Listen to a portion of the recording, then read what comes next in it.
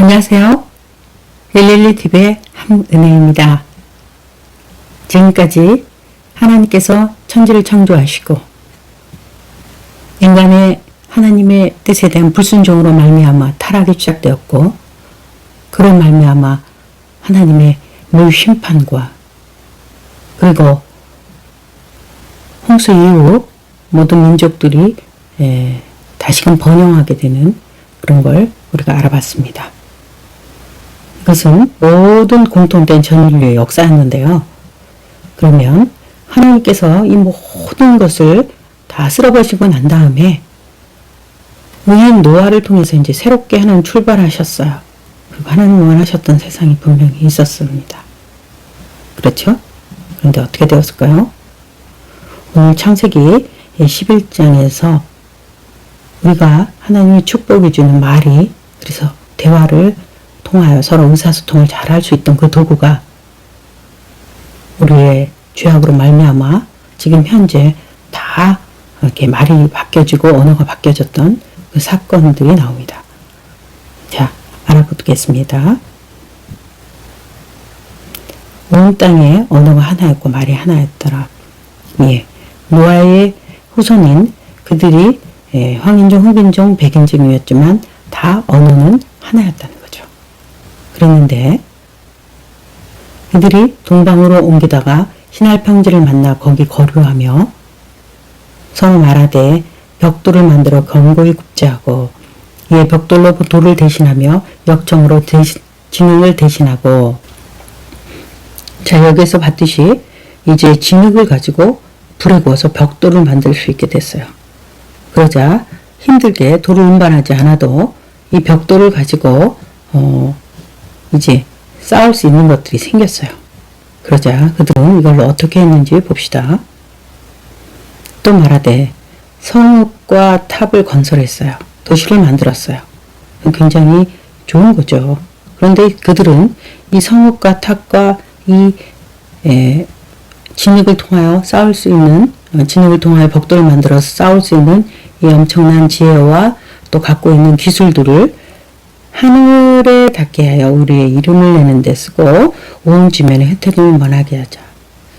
하나님이 원래 만드셨던 거는 누구의 이름을 내는 거예요? 피조물은 하나님께 영광 돌리며 하나님과 교통하며 하나님과 교제하도록 살도록 만들었는데 누구의 이름을 내요? 이 모든 것들의 성읍과 탑과 빌딩과 이런 모든 것들을 건설하면서 사람 내 이름 내자는 거죠. 그리고 하나님께서는 땅에 충만하라 그랬어요.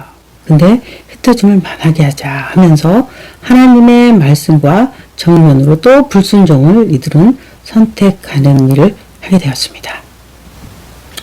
그들이 지혜를 가지고 성읍과 탑과 이런 것들을 건설해서 목적이 내 이름을 내고 높아지고 싶은 그 고만이었습니다.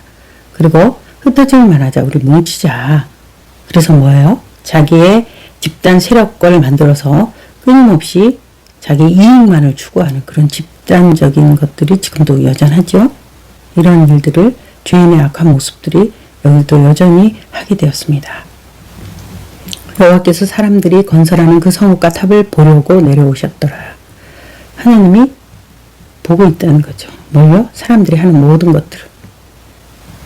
그런데 물로 심판하지 않겠다는 약속을 하셨기 때문에 인간의 죄를 하나님은 막기 위해서 하나님께서 한번 보러 이것을 오셨다고 표현을 하고 있습니다.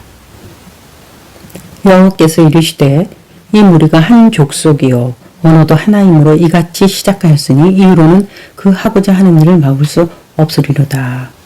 네, 하나님이 지금 보시니까 어떠냐면 하고 있는 일에 대해서 하나님 너무 마음 아파하셨어요. 그리고 이것들에 대해서 원인이 이들이 서로 언어 하나니까 서로 통하고 서로 이러한 악한 일도 시작하고 악한 일도 할 수 있다라는 결론을 내리시고, 여기서 하고자 하는 일을 막을 수 없다는, 하나님이 막을 수 없다는 게 아니라 하나님은 이들이 죄를 회개시키고 그래야 하나님 앞에 다시 돌아오게 하는 회개를 가장 기뻐하시는데요. 이거를 이제 더 이상 막을 수 없을 만큼 그들은 이 절정에 꽉 차서 할 수 없다라는 그 결론을 지금 말씀하십니다. 자, 우리가 내려가서 거기서 그들의 언어를 혼잡하게 하여 그들로 서로 알아듣지 못하게 하자. 하나님께서는 이 혼잡케 한다 그러는 거죠. 말이 안 통하게. 그리고 서로 알아듣지 못하게 하자. 하나님이 관계가 말을 통해서 오는데 이 말을 통하여 알아듣지 못하게 하자. 물로 심판하지는 않지만 서로들 서로에 대한 말, 언어에 대해서 하나님은 말에 대해서 여기에 대해서 이제 징계를 내리셨습니다. 그래서 지금 전 세계의 말들이 다 흩어져 있죠. 이게 우리의 징계입니다. 하나님은 이들의 상태를 보시고 이제 이들의 상태가 죄악의 악행이 이제 막을 수 없는 돌이킬 수 없는 심각한 상태에 이르렀다는 것을 판단하시고 하나님은 거기에서 그들을 온 지면을 흩어버리셨어요. 그리고 그들이 그 도시를 건설하는 것이 멈출 수밖에 없는 하나님의 징계가 있었습니다. 그렇습니다. 우리는 하나님이 준 많은 좋은 것들을 하나님의 선하게 사용하지 않고 교만하며 이 모든 지혜를 가지고 이 모든 것들을 하지만 그들이 악했던 것을 하나님 보시고 무너뜨립니다. 9.11 세계무역센터가 이 부의 상징이고 전 세계 돈을 관장하는 이런 엄청난 것이 한 방에 공중분해 되어버렸습니다. 하나님 보고 계시는 거죠. 어떠한 사건을, 어떠한 과정을 통해서 했는 것은 우리가 알 수 없지만 결론적으로는 이 계속해서 돈으로 이 시대의 바벨탑을 계속 쌓고 있는 모든 것들은 하나님 앞에 악한 것이기 때문에 이 모든 돈과 이 모든 것들은 하나님으로부터 왔는데 주인을 몰라보고 자기들이 주인이 돼서 계속 내 이름을 내고 내 명성을 쓰고 우리의 지혜가 이걸 높게 됐지 하는 모든 것들은 다 우상이기 때문에 하나님이 축복이 아니라 이걸 다 못하게 하는 망해버리는 이런 결과가 납니다. 교만은 하나님이 가장 싫어합니다. 교만이 뭡니까? 내가 주인이라는 거죠. 이 내 것이라는 거죠. 어리석은 자들이 교만한 겁니다. 교만할 때 하나님은 그 교만한 자에 대해서 하나님 심판할 수밖에 없습니다. 9절 그러므로 그 이름을 바벨이라 하니 이는 여호와께서 거기서 온 땅의 언어를 혼잡하게 하셨음이니라. 여호와께서 거기서 그들을 온 지면으로 흩으셨더라. 그들이 온 지면에 흩어지고 언어가 혼잡했던 원인은 뭐라고요? 인간의 교만, 바벨탑을 쌓으면서 노아의 홍수 위에 얼마 됐다고 결국은 사람들은 하나님을 대적하고 하나님께 불순종하는 이걸로 말미암아 이 말이 틀려지고 온 지면에 우리가 서로 대화가 통하지 않는 이런 현실을 직면하게 되었습니다. 자, 여기에서 또 우리가 하나 알아봐야 될 것은요. 과거 아담 이후 인류가 번성했을 때 하나님의 축복으로 번성했을 때 사람의 모든 계획이 악하다고 하나님이 그러셔서 이 죄가 완전히 가득 참으로 말미암아 물심판을 받게 됐어요. 그리고 물심판 이후 노아의 8명을 통하여 새롭게 시작했어요. 그런데도 불구하고 이들은 결국은 하나님을 거역하고 불순종을 하는 이 바벨탑을 쌓는 이 상징적인 이러한 것들을 통하여 하나님은 언어를 혼잡하게 시켰어요. 그런데 그 이후에도 하나님은 인류를 구원하려는 하나님의 그 엄청난 포기하지 않는 사랑은 여전히 지금도 진행되고 있고 그 이후로는 하나님의 어떻게 진행했는지 좀 보도록 하겠습니다. 자, 지금까지는 하나님께서 전 인류적인 역사를 대상으로 역사의 모든 것들을 진행하셨습니다. 바벨탑 이후 하나님은 하나님이 직접 통치하는 나라를 만들어야 되겠다. 그래서 그 나라를 통하여 내가 이 나라를 통하여 모든 인류를 구원하려는 그런 계획으로 하나님이 바뀝니다. 그래서 전 인류의 역사에서 히브리의 역사로 구원 역사가 바뀌죠. 이스라엘 역사로. 그래서 우리는 이게 종교가 아닌데도 불구하고 마치 이스라엘의 종교처럼 느껴지는 건 여기에서 지금 바뀜이 있기 때문입니다. 우리 잘 알아야 됩니다. 절대로 이 히브리 사람들을 구원하기 위해서 그것이 서양 종교가 아니라는 거죠. 전 인류의 역사에서 하나님은 이제 하나님이 직접 통치하는 나라를 만들어서 이 계획으로 좀 수정된 거예요. 계속해서 물러가고 뭐하고 해도 사람들은 변하지 않자 하나님께서는 경건한 사람 나라를 통하여 히브리 민족을 통하여 족보를 통하여 하나님께서 사단의 권세를 밟으시는 여자의 후손으로 창조주 하나님이 인간의 몸을 입고 이 땅에 오시는 사건을 계속 또 진행하고 계셨다는 거죠. 이게 구약이고 이게 성경의 구속사입니다. 십자가의 대속의 죽음으로 진행하셔 하나님의 인류를 구원하기 위한 지독한 러브스토리라는 거죠.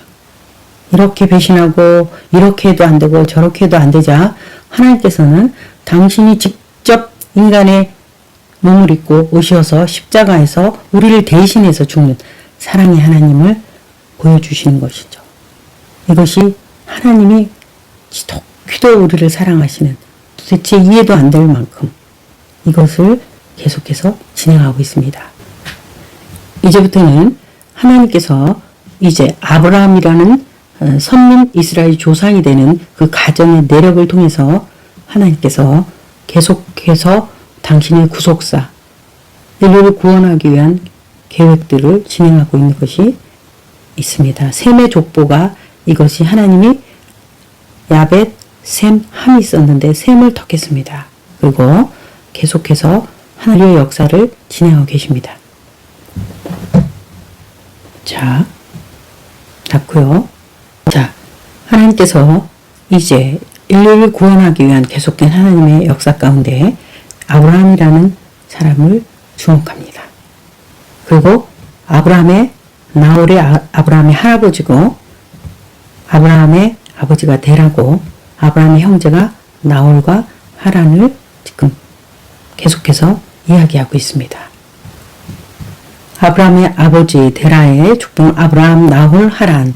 그 다음에 하란에게서는 노지 나왔다는 거죠. 이 성경에 나오는 인물을 중심으로 이 족보를 지금 얘기하고 있습니다. 그리고 하란은 그 아버지 데라보다 먼저 고향 아브라함에서 죽었더라. 자식이 먼저 죽었죠.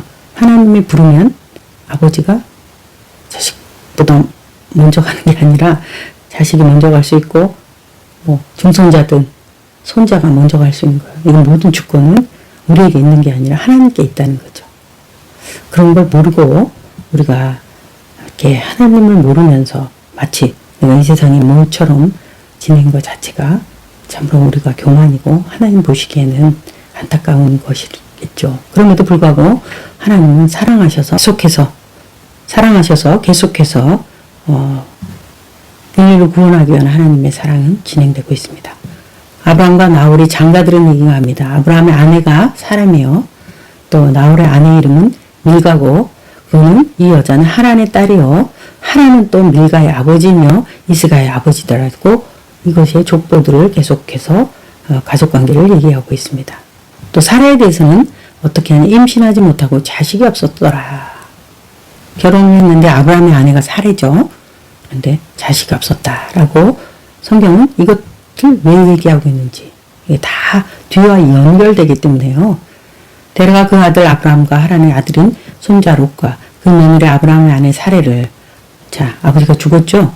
그리고 데리고 갈대아니 우르를 떠나 가나안 땅으로 가고자 하더니 하란에 머물면서 거기 거류하였으며 데라의 나이가 205세가 되어 하란에서 죽었더라. 데라가 누구예요? 아브라함의 아버지죠.